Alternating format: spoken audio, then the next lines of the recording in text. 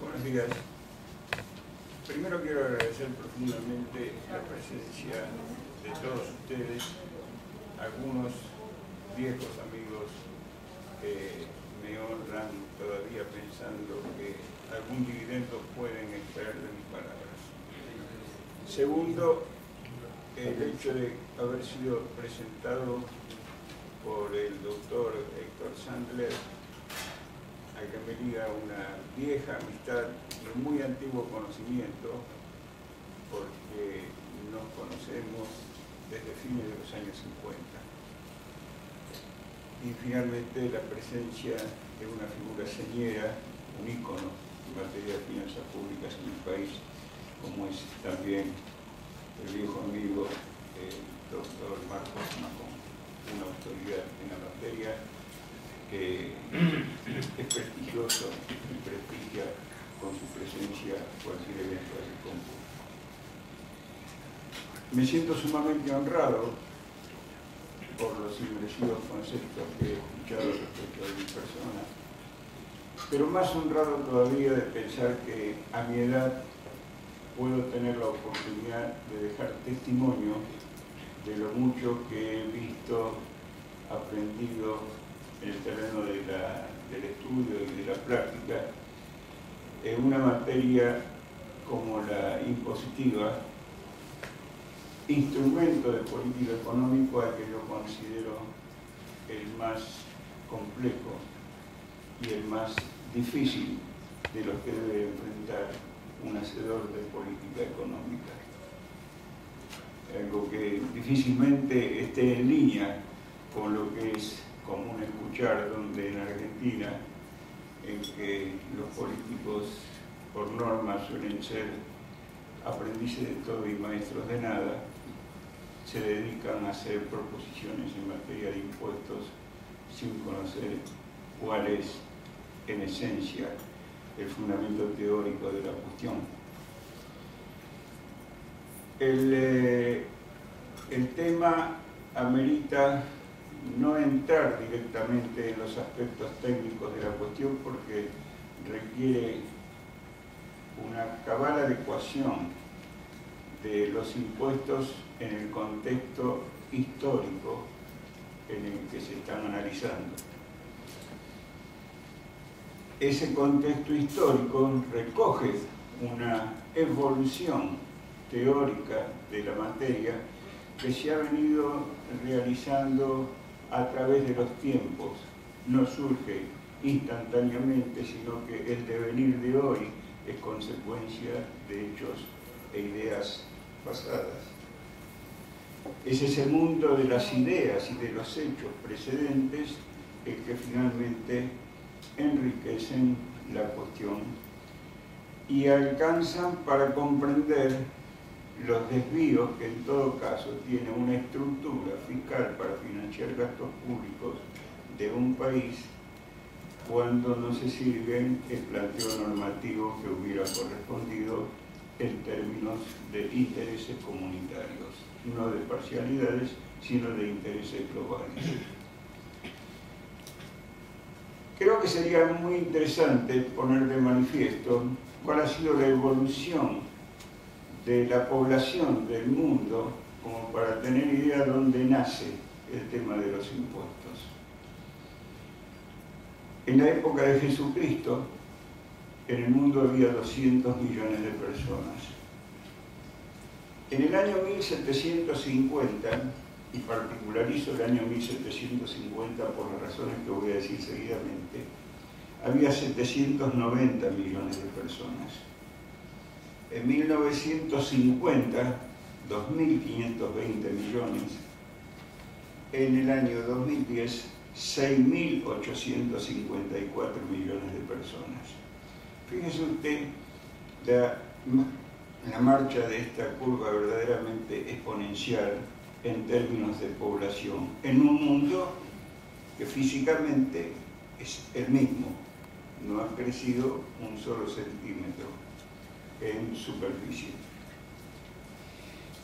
Insistí en el año 1750 y había ahí 790 millones de habitantes, porque pocos conocen que en esa época apareció el fundamento de la teoría económica de manos de un inglés que se llamó William Petty.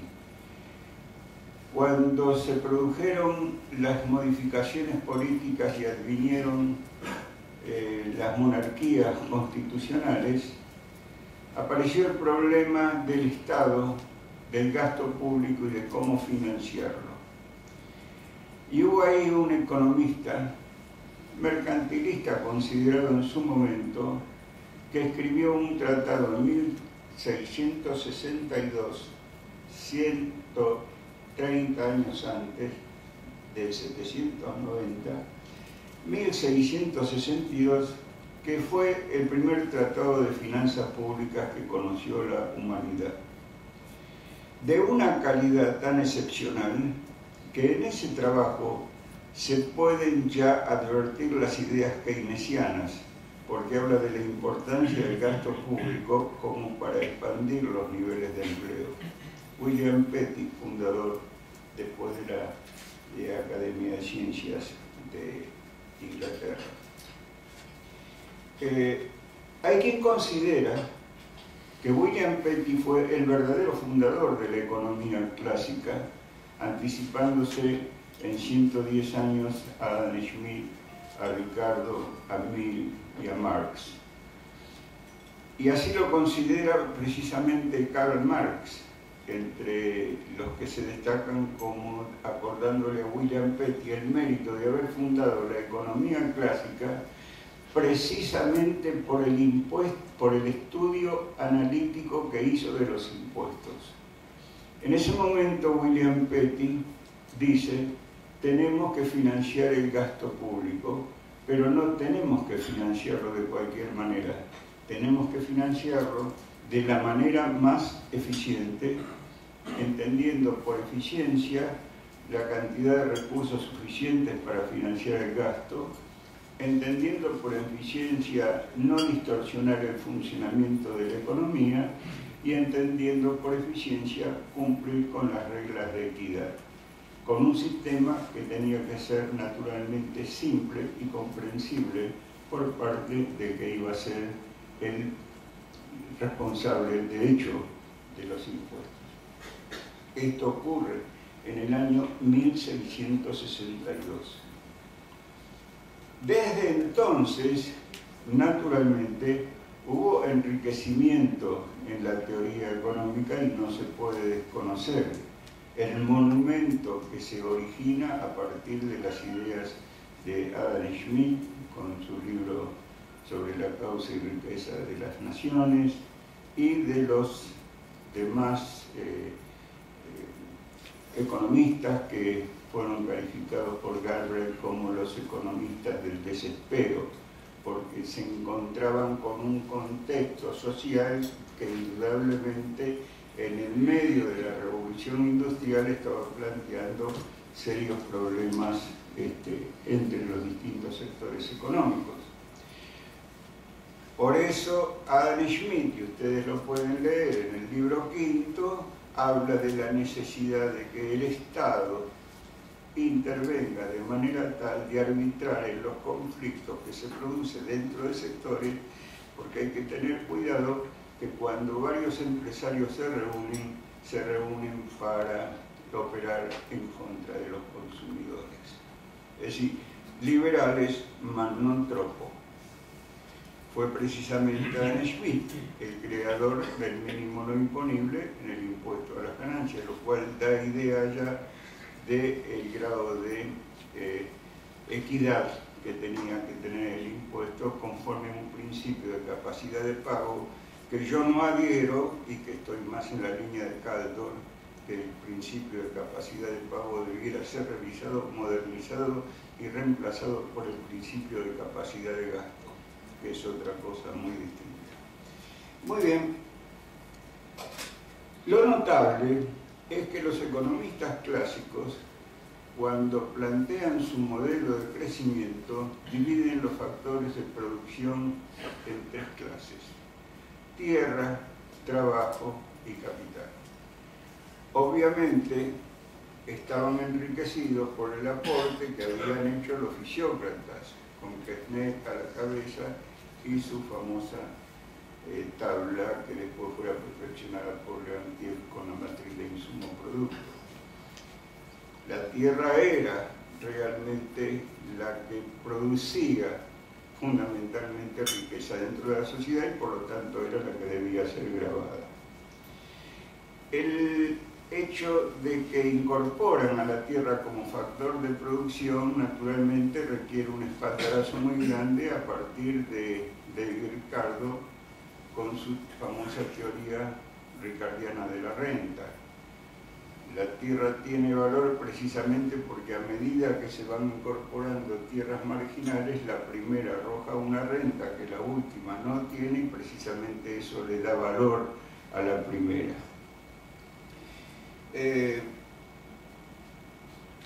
Así transcurren las cosas en el campo de las ideas y la estructura tributaria queda conformada de acuerdo con las tres bases imponibles que se habían establecido en la época del Petit y que siguen siendo las mismas hasta el día de hoy y difícilmente vayan a ser modificadas con el transcurrir de los tiempos.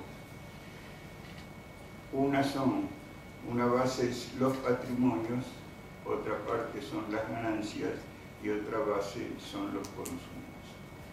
De esa combinación adecuada de imposiciones tiene que surgir la estructura impositiva, digamos, ideal. En ese estado de cosas estamos hasta que aparece un señor que se llama Darwin. Y Darwin, con su teoría de las especies, donde demuestra que en el mundo están con ventaja para sobrevivir aquellos que son más aptos en la lucha con el resto, transmite este concepto al campo filosófico por medio de un pensador inglés que se llama Herbert Spencer. Herbert Spencer en ese momento trastoca el mundo de las ideas apoyado en la revolución matemática que tiene lugar a partir de ese momento, a partir de los años 1850-1860, y le da a los economistas una base de pensamiento que altera la que venían teniendo heredada de los economistas clásicos.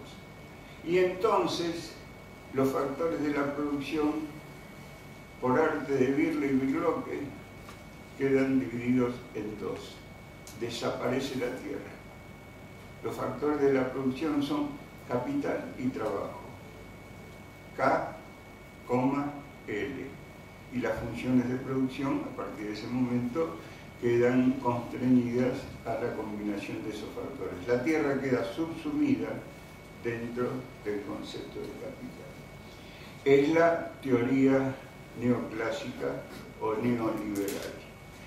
Claro está, el corolario que deja Darwin para Spencer es que si en el mundo de la naturaleza el más apto tiene posibilidad de sobrevivir en su lucha venciendo al menos apto, en el mercado tiene que ocurrir precisamente lo mismo. ¿Por qué en el estado de la economía las cosas debían ser distintas? Entonces, el rol del Estado queda de alguna manera subalternizado y el mercado entra a cobrar una importancia que antes no tenía y que se circunscribía nada más ni nada menos que a arbitrar en la lucha por los intereses de la sociedad. Este es el pensamiento neoliberal. Transcurren así las cosas. Sin embargo, hay pensadores que comienzan a analizar este tema, el tema del crecimiento económico derivado de la revolución industrial frente a una población que va creciendo y comienzan a preocuparse de los aspectos sociales que se derivan de esta situación. El más importante de ellos es Henry George, un librero americano que comienza